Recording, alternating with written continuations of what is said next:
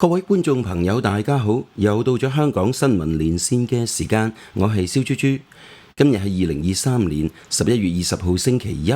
我哋一齊嚟睇下以下呢則新聞嘅標題啊！中媒泄風聲，黑石打包出售物流資產，投資報酬差，11個項目一次過買，大特價出售啊！根據台灣中央社喺11月18號就引述中媒澎湃新聞嘅報導指，日前有消息人士匿名透露，全球資產管理龍頭公司黑石集團目前就正喺度打包拋售中國境內嘅物流資產。佢哋係分佈喺11個城市嘅11個物流園區，總值超過人民幣100億元，並且目前已經有意向買家。中媒澎湃新聞係喺16號發布呢一則報導，而根據澎湃新聞嘅報導，佢哋曾經喺14號向黑石集團 Blackstone Group 查證呢件事，但係喺截稿之前，黑石集團都未有回覆。根據澎湃新聞獲得嘅資料就顯示，黑石集團計劃打包出售嘅中國物流資產分別為龍地南京濱江冷鏈物流園、龍地常熟京開物流園、太倉龍地和泰物流園、樂創德清物流園、龍地廣州空港物流園、龍地佛山南海物流園、武漢樂盛物流園、龍地長沙空港物流園、成都龍地東百新津物流園、龍地西安空港物流園同埋龍地青島港物流園，合共11處嘅園區。報導指呢11個物流園區嘅總建築面積大約達到220萬平方米，而目前嘅平均出租率大約為80%，其中佔地面積最細嘅南京濱江冷鏈物流園雖然就只有60畝，即係大約4公頃，但係目前出租率就達到100%。至於喺11個物流園區當中，規模最大嘅就係前身為廣州市國際機場富力綜合物流園嘅龍地廣州空港物流園。據公開資料顯示，龍地廣州空港物流園喺2021年被黑石集團完全收購之前，係富力地產旗下唯一嘅物流園，位於廣州市花都區華東縣，佔地1470畝，計劃總建築面積超過120萬平方米。龍地廣州空港物流園喺2020年11月以及2021年12月，由黑石集團分兩次收購廣州呢座物流園區70% 以及30%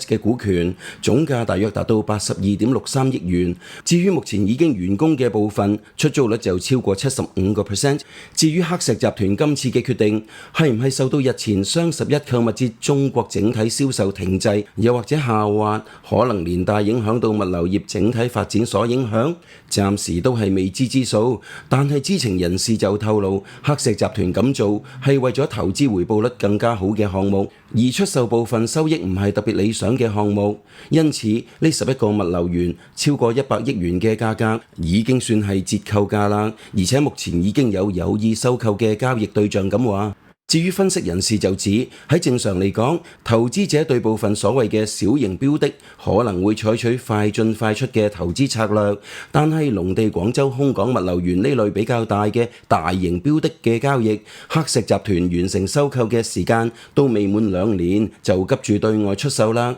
而一般正常嘅長期投資都唔會喺收購咗咁短嘅時間就出售。另外報道又指，今次黑石集團出售物流倉儲資產並唔係該集團第一次做出打包出售嘅案例。喺今年6月28號，黑石集團都曾經將旗下佔地接近1400萬平方英尺，即大約130萬平方米嘅工業地產賣俾物流基礎設施營運商安博 Prologis， 以成交價31億美元成功轉手。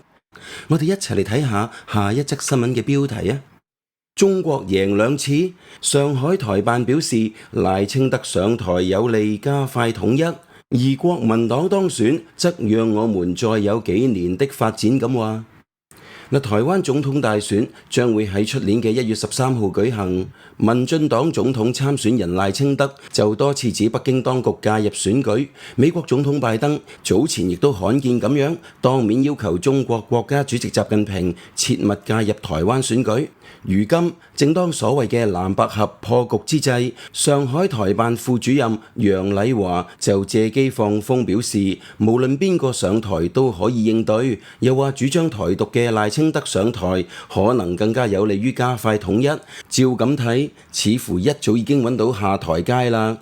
據明報喺今日11月20號嘅報導，針對賴清德目前喺民調上比其他嘅候選人領先，楊麗華就認為冇所謂邊個當選，表示我哋走我哋嘅路，認為事情做好嘅話就唔驚佢，邊個上台都可以應對。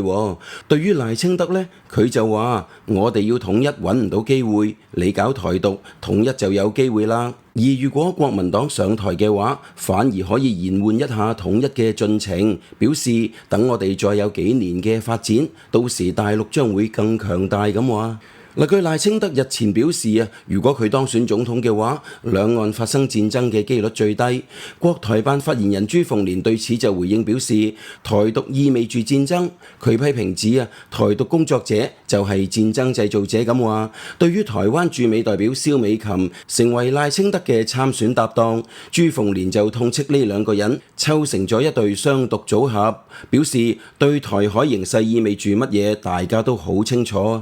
報道又指喺大陸負責對台工作嘅官員表示，目前大陸對台宣傳工作只能夠通過香港傳媒嚟曲線宣傳，認為通過香港發聲嚟為大陸宣傳嘅話，就等於通過第三者嘅身份，所以容易被接受咁話。佢仲表示，雖然目前好多人將香港視為中國內地嘅一個城市，但係香港仍然有優勢，表示比人民日報更加有效力。通過我哋嚟講，就會俾台灣貼上標籤。如果通過香港媒體嚟講呢，就好有效果啦，因為我哋支持嘅嘢，佢哋民進黨就反對咁話。而據美國之音嘅報導，早前喺拜習會上，美國總統拜登除咗表明美國嘅一中政策未有改變之外，仲表示美國反對台海任何一方改變現狀，更加罕有咁樣要求中方叫佢唔好干預台海總統選舉。當時彭博社嘅記者就向拜登詢問，喺台灣議題上，曾經你同你嘅官員已經警告習近平主席同埋中國關於干預即將舉行嘅選舉呢一件事，我哋想知道，如果佢哋的確干預選舉嘅話，咁後果會係咩呢？拜登就回答表示，我或者都同佢哋曾經討論過呢樣嘢。我仲明確咁表示，我唔預期有任何干預，任何一丁點嘅干預。喺佢差唔多要走嗰陣，我哋有過咁樣嘅討論。至於白宮國家安全委員會發言人科比 John Kirby 亦都證實，兩位領導人嘅討論議題包括選舉干預問題。科比稱啊，喺佢哋將要討論嘅細節方面，當然亦都包括干預台灣選舉方面。佢話：我唔會講更加多嘅細節，只係想講喺該地區同埋其他地區嘅選舉干預方面，中華人民共和國嗰啲不負責任嘅行為並唔罕見。我哋相信民主嘅真正力量係唔受到阻礙，唔受到干擾，亦都唔受到外國干涉去損害自由同埋公正嘅選舉。另外，台灣東吳大學政治系教授陳方宇就表示，兩位領導人會面講嘅台灣議題部分並冇乜嘢特別嘅新嘢出現，但係關於反對中國干預台灣選舉嘅講法，之前就比較少見啦。佢表示啊，相對比較少見嘅事情係拜登要求中國唔好介入選舉，過去好少咁樣講，咁樣代表美國真係已經觀察到太多中國介入選舉嘅案例同埋證據啦。不過以我蕭豬豬呢啲一介草民睇嚟，以拜登呢啲咁有經驗嘅政治人物，可能對中國呢啲介入他國選舉嘅行為並唔感到太陌生啩？唔知各位網友你哋又點睇呢？不妨留言分享下。好啦，呢則新聞報道到呢度，多謝大家嘅支持同埋收聽，懇請大家喺聽新聞之餘，記得訂閱埋我哋嘅頻道，同埋撳埋個鐘仔，咁就可以第一時間接收到我哋頻道最新嘅資訊啦。仲有請大家幫手留言、俾 like 同埋 share 埋條 link 俾你哋嘅朋友，等更加多嘅網友可以分享到香港新聞連線嘅報道。多謝大家，下一節新聞時間再會。天氣涼涼地吓，可以買臘腸，整翻個熱辣辣嘅煲仔飯。仁超大廚系列嘅臘腸係香港製造嘅，不含添加劑，賣咗10幾年噶啦，係有信譽同品質保證嘅。而鵝潤腸係最受歡迎嘅，味美甘香，香港真係好少有鵝潤腸賣嘅。而家鵝潤腸600克一斤，特價238蚊。仲有鮮潤腸我哋唔同出邊係用鴨肝做，我哋係用美國嘅火雞肝加上上等巴西豬肉做成，所以特別濃郁。1斤裝特價198蚊。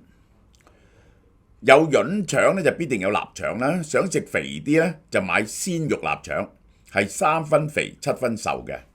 優惠價208蚊。而瘦少少咧就可以食黃牌臘腸，2分肥8分瘦，218蚊。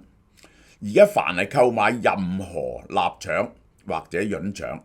買2盒送中國特級無腳花菇1斤，再加送紅米時代20蚊現金券1張。哇哇哇！榴蓮咪要留意啦，呢個號外消息一定要聽。馬來西亞 Fresh Mark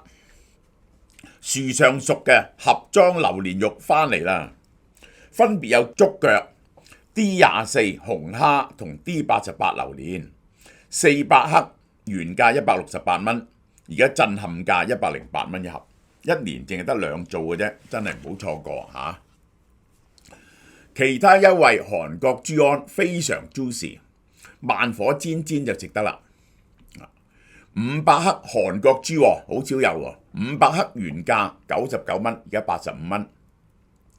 1家嘅韓牛西冷扒200克，特價228蚊。日本岩手縣嘅澳綠牛 A5 大理石壽口燒入口融化200克，而家只係賣168蚊。日本九州白豚免治豬肉用嚟蒸肉餅咧一流，400克39蚊，買1送1。仲有豬肉片79蚊，都係買1送1。購物每100蚊咧就送韓國熟豬肚350克一個，滿200蚊咧就送日本九州白豚豬手粒500克一包，加送紅米時代冰室嘅20蚊現金券1張，多買多送，送完即止。